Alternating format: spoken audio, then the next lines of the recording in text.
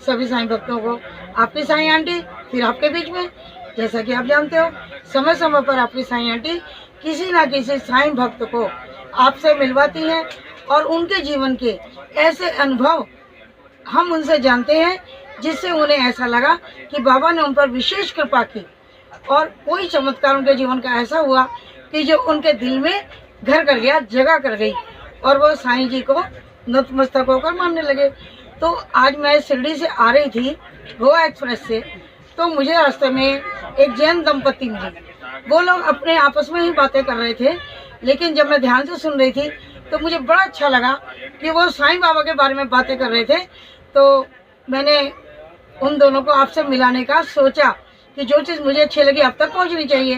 तो मैं आज आपका परिचय इसी श्रृंखला में करवा रही हूँ एक जैन दंपति से, जिनमें श्री सुशील जैन जी और इनकी धर्मपत्नी सुषमा जैन जी हमारे बीच में है।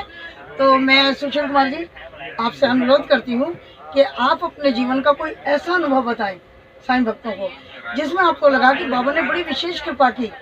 सुशील कुमार जी। नमस्कार।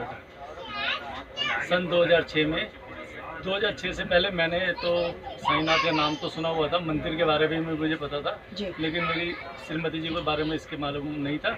हमें किसी कार्य से अहमदनगर जाना था, तो हमें किसी ने कहा कि आप शिरडी मंदिर होते हुए जाइएगा। हम शिरडी मंदिर गए, दर्शन किए, अच्छी तरीके से दर्शन किए। लेकिन जब शिरडी मंदिर जाने से पहले मेरे बहुत ज़्यादा पेट में दर्द था, लेकिन उस टाइम पे हमने ट्रेन में बैठने के बाद हमने गोली खा ली, ये खा ली, चूरन खा लिया, ये खा के हम चले गए।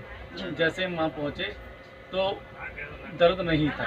पहली बार गए थे आप? हाँ। और आपको बाबा के बारे में जानकारी भी नहीं थी? नहीं, पहली बार गए थे। मतलब ये तो पता था मुझे, मेरे यार दोस्त जाते थे, मैं ये तो कहना कि नहीं पता था। हाँ।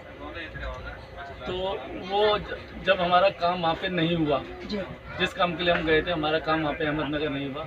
वापसी में हमारे को टैक्सी ड्राइवर ने कहा कि आप हाथ जोड़ करके सड़क के ऊपर थे गाड़ी के अंदर से कि आप मन्नत मांग के जाओ, आपका काम भी शीघ्र बाबा की कृपा से हो जाए।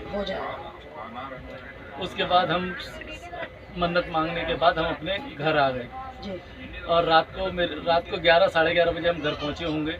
उसके बाद सवेरे उठते सार फिर मेरे पेट में दर्द शुरू हो गया, जिसका नतीजा ये निकला कि अगले दिन ही मुझे अपेंडिक्स का ऑपरेशन कराना पड़ा।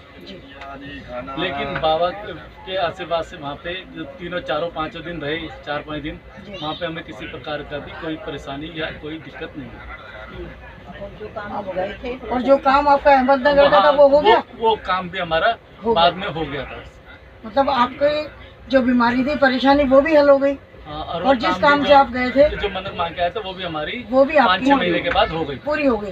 तो वो जो काम में रुकावट आ रही थी वो भी आपकी सब खत्म होकर के आपका वो कार्य भी संपन्न हो गया। हाँ, वो भी पूरा हो। तो यानी जैन साहब, मैं ये कहना चाहती हूँ कि जो भी आपने बाबा से की जी, उसके बाद से हम हर साल कोशिश करते हैं बाबा के दर्शन करने जाते। बहुत बहुत अच्छी बात। तो जो कृपा बाबा जी आप अपने भक्तों पर करते ही हैं, क्योंकि आप तो भक्त वत्सल हैं, आप भक्तों को प्यार करने वाले हैं। तो जिस तरह से इन पर कृपा की, हम पर की, सभी पर करते हैं आप, उसी प्रकार की कृपा आप सभी साईं भक्तों पर, सभी भक्तों पर करते रहिएगा और आपके आशीर्वाद हम सभी को मिलता रहे।